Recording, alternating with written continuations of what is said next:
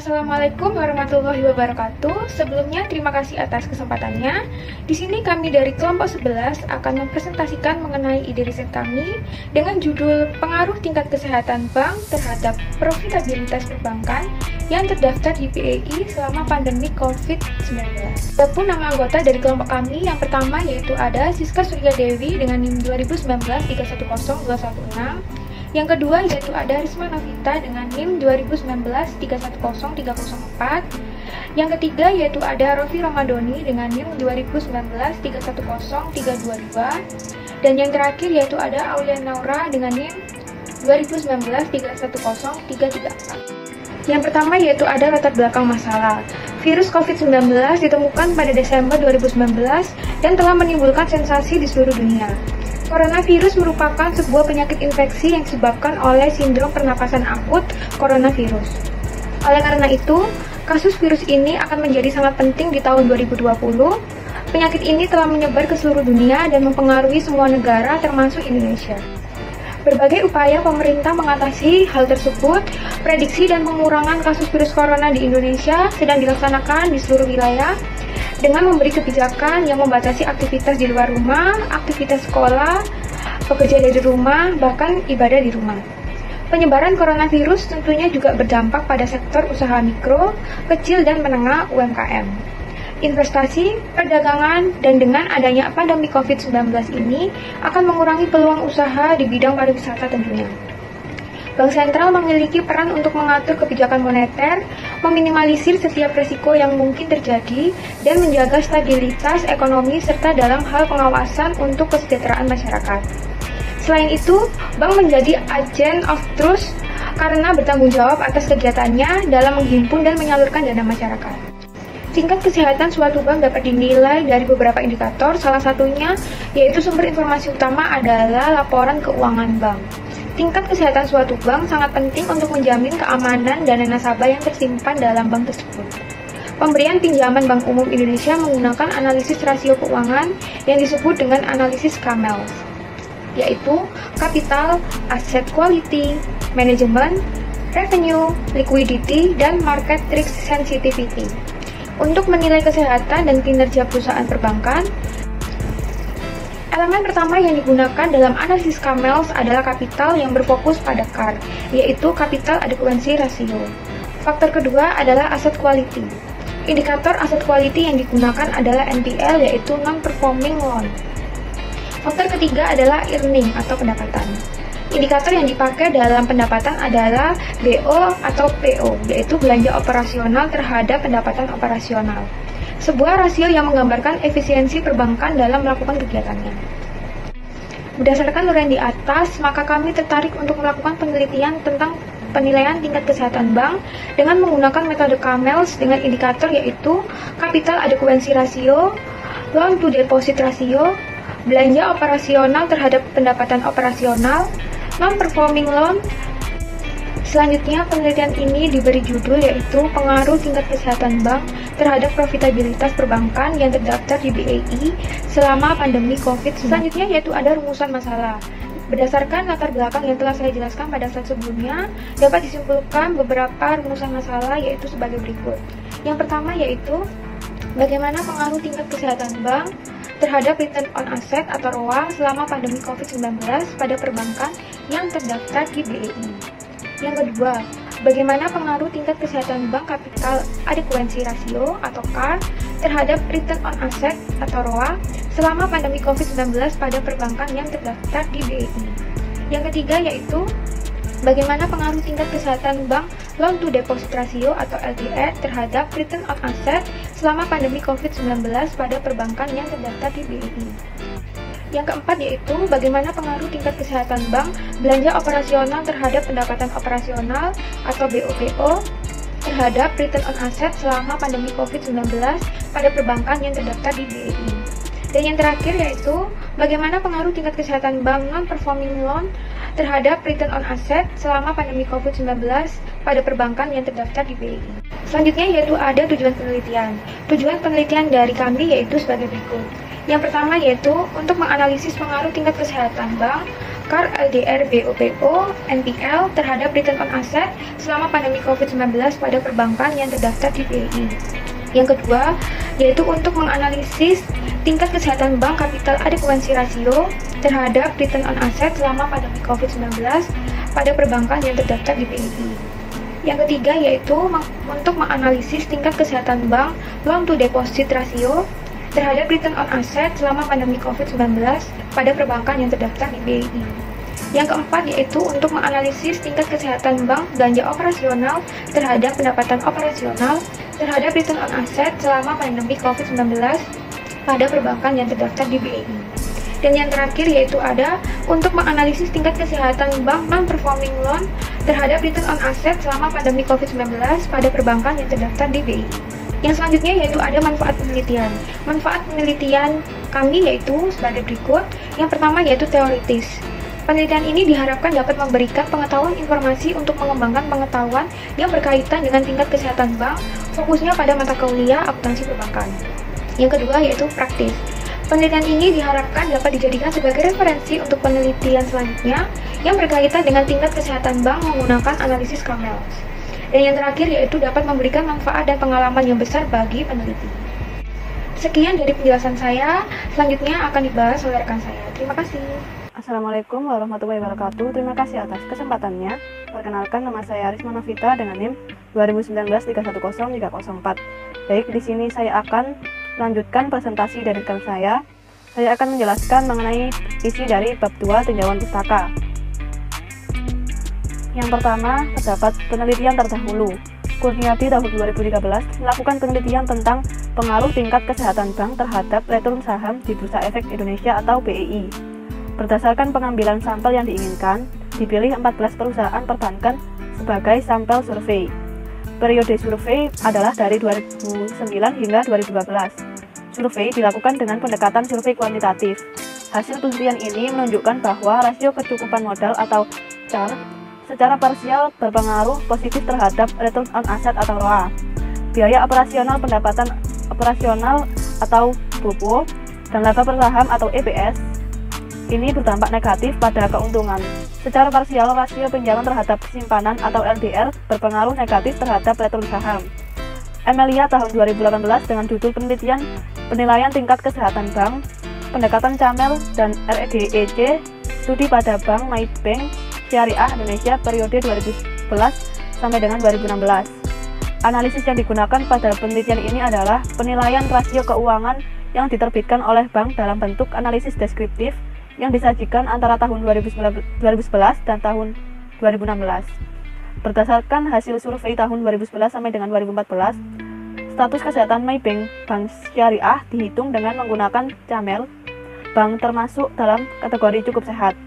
Dari tahun 2015 hingga 2016, kami menggunakan metode CAMEL untuk menghitung kesehatan bank yang menunjukkan bahwa bank tersebut dalam keadaan tidak sehat. Di Maybank Islamic Bank atau bank berada dalam kategori sehat dari tahun 2011 hingga 2013. Jika dihitung dengan metode RGEC, dari tahun 2014 hingga 2016, status bank yang dihitung dengan metode RGEC berada pada kategori cukup sehat. Kemudian yang kedua, terdapat landasan teori. Yang pertama, kesehatan bank. Kesehatan bank merupakan kepentingan semua pihak terkait, baik pemilik, manajemen bank, masyarakat pengguna jasa bank, Bank Indonesia, dan otoritas jasa keuangan, selaku otoritas pengawasan perbankan dan pemerintah. Karena kegagalan perbankan akan berakibat buruk terhadap perekonomian, seperti yang dijelaskan oleh Darmawi 2011 halaman 210. Tingkat penilaian kesehatan pada bank umum diatur dalam PBI nomor 13 1 PBI tahun 2011 tentang penilaian kesehatan bank berdasarkan profil risiko sebagai penyempurnaan dari PBI nomor 9 1 PBI tahun 2007. Peraturan ini diperbarui karena semakin berkembangnya bisnis perbankan sehingga masalah yang dialami oleh lembaga perbankan semakin kompleks sehingga berpengaruh terhadap risiko Kemudian akan berpengaruh pula pada tingkat kesehatan bank. Diperlukan sistem penilaian yang detail dan akurat. Menurut Peraturan Bank Indonesia Nomor 13 1 PBI tahun 2011, kesehatan bank harus dipelihara atau ditingkatkan agar kepercayaan masyarakat terhadap bank dapat tetap terjaga. Selain itu, tingkat kesehatan bank digunakan sebagai salah satu sarana dalam melakukan evaluasi terhadap kondisi dan permasalahan yang dihadapi bank serta menentukan tindak lanjut untuk mengatasi kelemahan atau permasalahan bank. Yang kedua, terdapat penilaian tingkat kesehatan bank dengan CAMELS. Pembiayaan Bank Umum Indonesia menggunakan analisis rasio keuangan yang disebut analisis CAMELS atau singkatan dari Capital, Asset Quality, Management, Revenue, Liquidity, Market Risk Sensitivity untuk menilai kesehatan dan kinerja perusahaan perbankan. Analisis dan evaluasi kinerja. Analisis CAMELS ini terkait dengan Peraturan Bank Indonesia pada nomor 6 10 PBI 2004 tentang sistem pemeringkatan bank umum. Terdapat 6 macam penilaian tingkat kesehatan bank dengan CAMELS. Yang pertama, capital atau aspek permodalan. Keberhasilan bank bukanlah jumlah modal, tetapi cara menggunakan bank untuk menarik uang atau tabungan masyarakat sebanyak mungkin. Rasio CAR atau rasio kecukupan modal digunakan saat menilai aspek permodalan bank. Artinya, bandingkan modal dengan aset tertimbang menurut risiko atau ATMR. Kemudian yang kedua, aset quality atau aset pendapatan atau aset produksi, disebut sebagai pendapatan atau aset yang dihasilkan. Pandria tahun 2012 halaman 170 menyatakan bahwa ada beberapa jenis aset yang menguntungkan, yaitu yang pertama diberikan pinjaman atau pinjaman kredit, investasi atau alokasi dana dalam bentuk surat berharga, kemudian penempatan atau alokasi dana ke bank atau lembaga keuangan lainnya, kemudian yang ketiga wesel dan faktur lainnya, dan yang terakhir alokasi dana dalam perdagangan forex. Yang ketiga, manajemen. Penggunaan margin laba bersih atau NPM terkait erat dengan manajemen umum dan aspek risiko dan manajemen yang dinilai. Pendapatan bersih manajemen umum mencerminkan bagaimana hasil dari strategi pengambilan keputusan yang diadopsi diukur. Ini dijelaskan dari perspektif sistem pencatatan. Pengawasan operasi perbankan untuk operasi dan manfaat keamanan yang optimal. Kemudian yang keempat, earning atau aspek rentabilitas. Aset yang dimiliki perusahaan akan dibandingkan dengan laba yang didapat perusahaan. Kemudian yang kelima, likuiditas. Semua bisnis termasuk bank membutuhkan likuiditas, namun jumlah likuiditas suatu jenis usaha berbeda dengan jenis usaha lainnya. Pandria tahun 2012 halaman 113 menyatakan bahwa likuiditas adalah kemampuan bank untuk memenuhi utang jangka pendeknya. Bank dianggap liquid jika dapat melakukan penarikan, konfirmasi setoran, tabungan, deposito berjangka, pinjaman bank masa depan, dan permintaan kredit tanpa penundaan. Kemudian yang keenam, sensitivity to market risk atau sensitivitas terhadap risiko pasar. Penilaian sensitivitas terhadap risiko pasar yaitu rasio untuk mengukur tingkat sensitivitas terhadap risiko yang terjadi di pasar. Rasio ini membandingkan antara total ekuitas dengan beta. Risiko dapat diartikan sebagai bentuk keadaan yang tidak pasti yang akan terjadi ke depannya dengan sebuah keputusan yang diambil saat ini. Assalamualaikum warahmatullahi wabarakatuh. Terima kasih atas kesempatannya. Saya Rofi Ramadhani dengan 2019-310-322. Di sini saya akan menjelaskan tentang kerangka pemikiran. Kerangka pemikiran bertujuan agar penelitian dapat dilakukan secara sistematis dan teratur. Kerangka pemikiran merupakan suatu bentuk bagian pemikiran yang menggambarkan situasi yang akan menjadi pusat perhatian dalam penelitian ini, sehingga tujuan penelitian dapat terlihat dengan jelas. Dalam melakukan penelitian ini, peneliti mengacu kepada kerangka pemikiran yang telah disusun sebagai berikut. Jadi, ada ROA yang terdiri dari CAR, LDR, NPL, dan BOPO. Untuk yang CAR ada H1+, LDR H2+, NPL H3-, BOPO H4-. Seperti yang ada di gambar. Untuk selanjutnya yaitu hipotesis penelitian. Yang pertama ada hubungan CAR dengan ROA. CAR merupakan nilai kecukupan modal digunakan untuk mengevaluasi kesehatan suatu bank. Kecukupan modal diidentikan dengan penataan modal sendiri yang diharapkan dapat menutupi kerugian yang timbul dari pengembangan sumber daya bank, yang pada dasarnya sebagian besar merupakan aset pihak. Jika CAR meningkat, maka kemampuan bank dalam menanggung risiko pembiayaan juga akan meningkat. Untuk yang selanjutnya, hubungan LDR dan ROA. LDR tinggi menunjukkan bahwa fondasi moneter tidak liquid atau bank tidak dapat memenuhi kewajibannya. Sedangkan tingkat proporsi yang lebih rendah menunjukkan bahwa bank bersifat liquid atau bank dapat memenuhi kewajibannya. Bank yang berada dalam kondisi tidak liquid akan mengalami kendala dalam merebut kembali kepercayaan masyarakat dan melakukan kegiatan operasional bank yang fundamental untuk melakukan pengalihan yang berakibat pada profitabilitas yang tinggi dan rendah. Untuk yang ketiga, hubungan NPL dan ROA. Pinjaman macet mengikis profitabilitas bank sehingga bank bisa mengeluarkan biaya pembuangan yang besar. Pinjaman bermasalah aset memiliki biaya peluang, di mana aset produktif tanpa bunga, terutama dalam bentuk uang, dapat diinvestasikan di tempat lain dan memberikan penghasilan.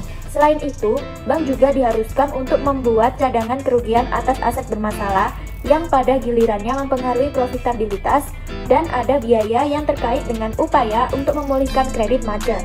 Kinerja keuangan adalah diukur dalam hal pengembalian aset atau ROA, sementara kredit bermasalah atau NPL diukur sebagai rasio NPL yang dihitung sebagai presentasi kredit bermasalah terhadap pinjaman bruto. Hubungan BOPO dengan ROA.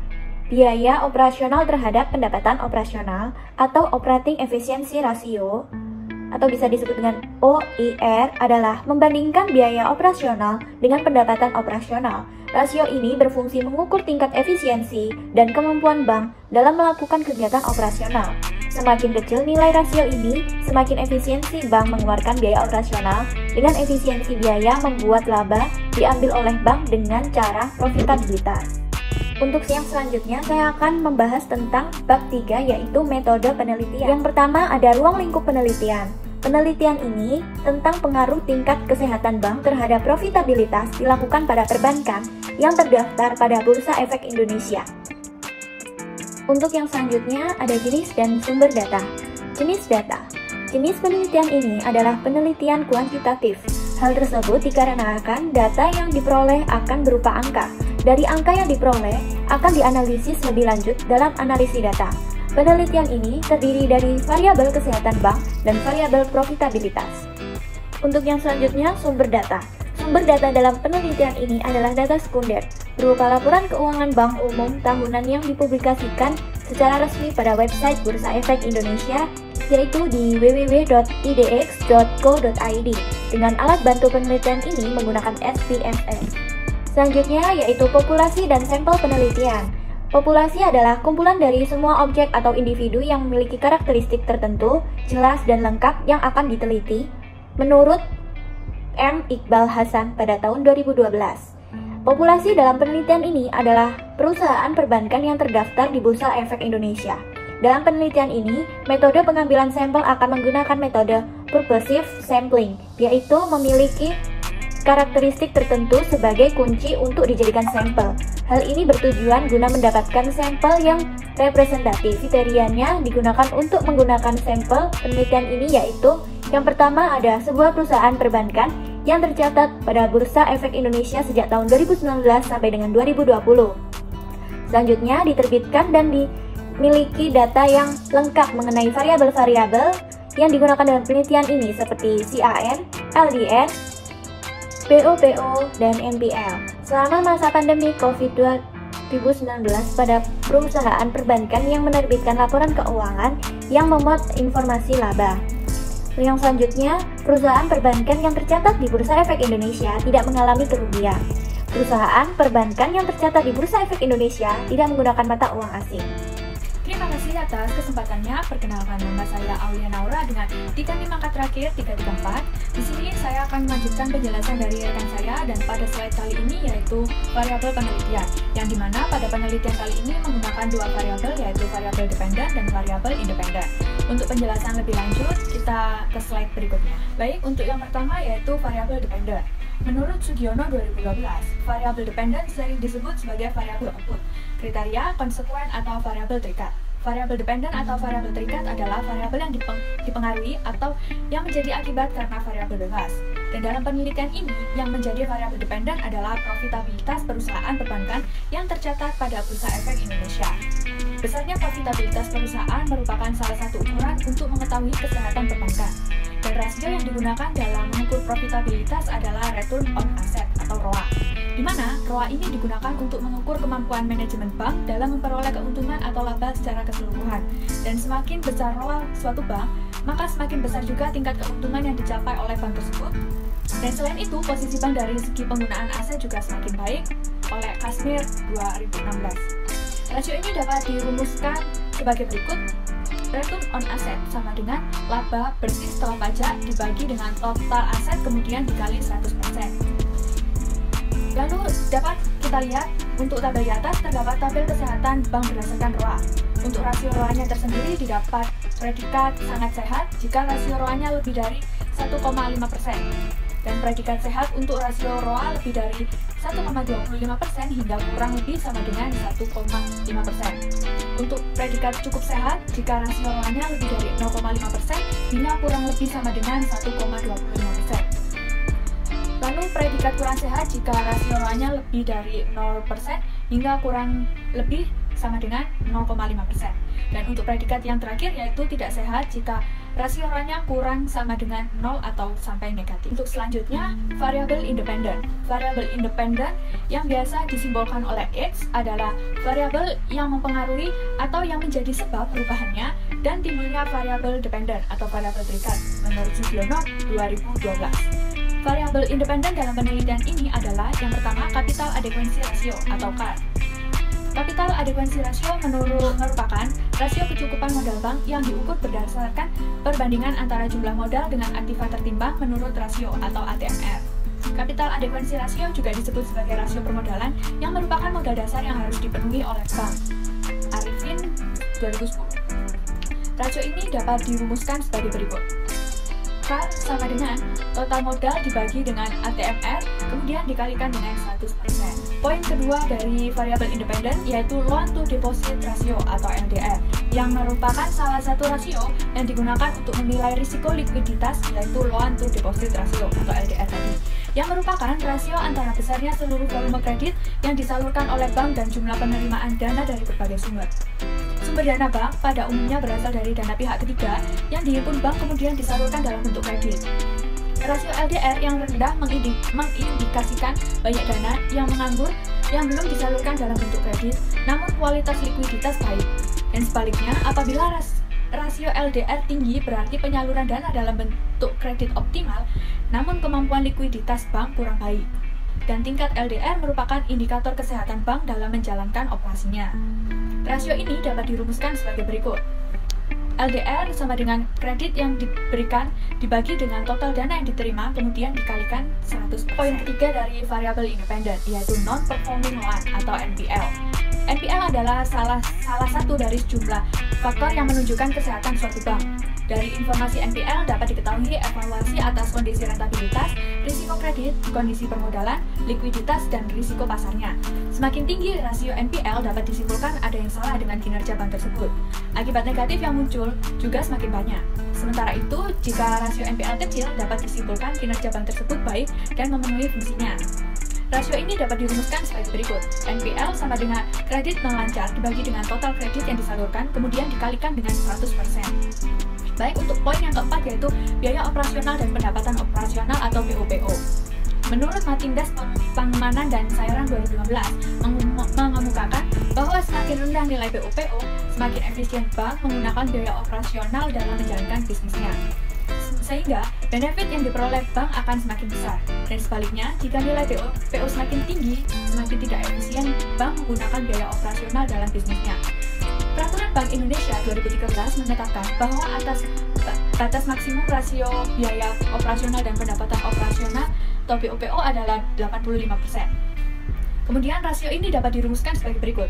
BOPO sama dengan belanja operasional dibagi dengan pendapatan operasional, kemudian dikalikan dengan 100%. Selanjutnya, teknik analisis data. Teknik analisis data dalam penelitian ini adalah menggunakan regresi linear berganda atau multiple regression yang dilakukan dengan bantuan program SPSS. Secara umum, regresi linear berganda memiliki persamaan sebagai berikut. Dia sama dengan alfa dijumlah beta 1 x1, dijumlah beta 2 x2, dijumlah beta 3 x3, dijumlah beta 4 x4 sampai jumlah seterusnya. Dan rumus di atas dapat dilihat pada kolom keterangan keterangan yaitu Y sama dengan profitabilitas, alfa sama dengan konstanta, beta sama dengan koefisien regresi, X1 sama dengan K, X2 sama dengan LDR, X3 sama dengan NPL, dan X4 sama dengan POPO. Baik, sekian penjelasan dari saya. Selanjutnya akan dijelaskan oleh rekan saya. Terima kasih. Dalam melakukan analisis data pada penelitian ini, terdapat beberapa bentuk uji yang digunakan, yaitu sebagai berikut. Yang pertama yaitu ada uji normalitas.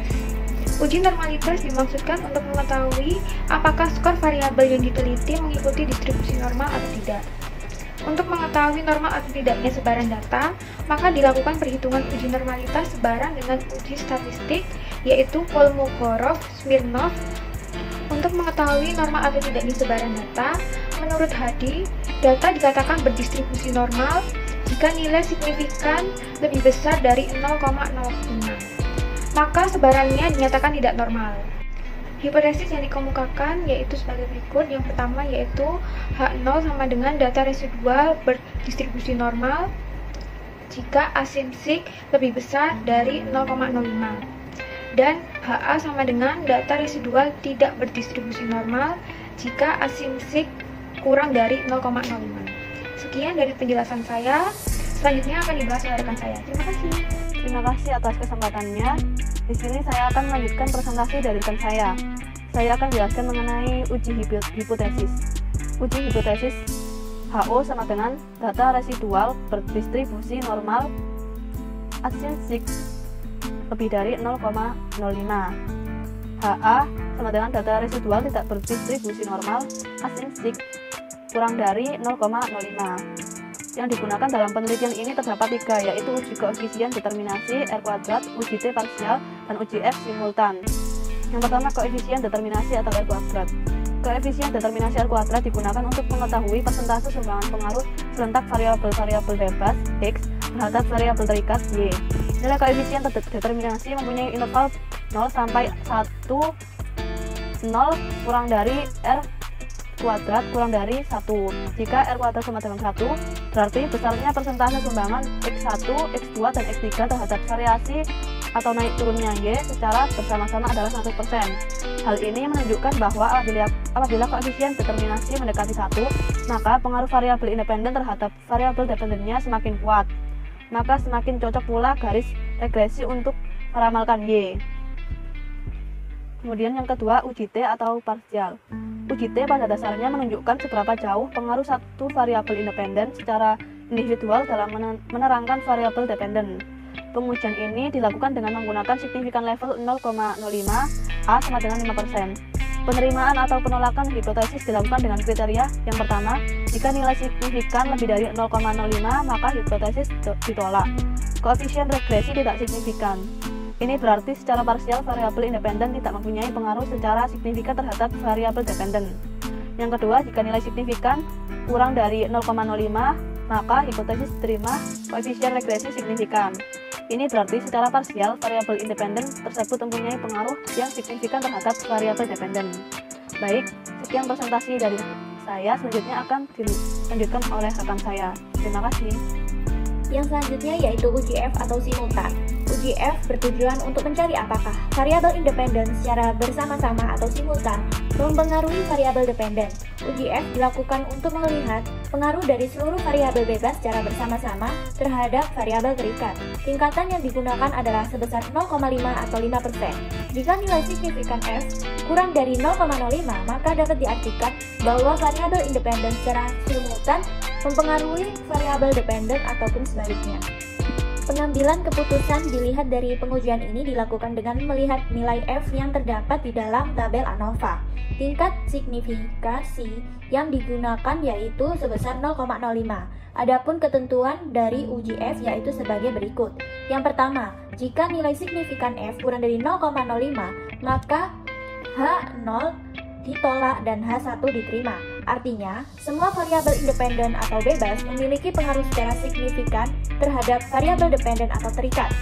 Yang kedua, jika nilai F signifikan F lebih dari 0,05, maka H0 diterima dan H1 Artinya, semua variabel independen atau bebas tidak memiliki pengaruh secara signifikan terhadap variabel dependen atau terikat. Sekian dari presentasi kelompok kami.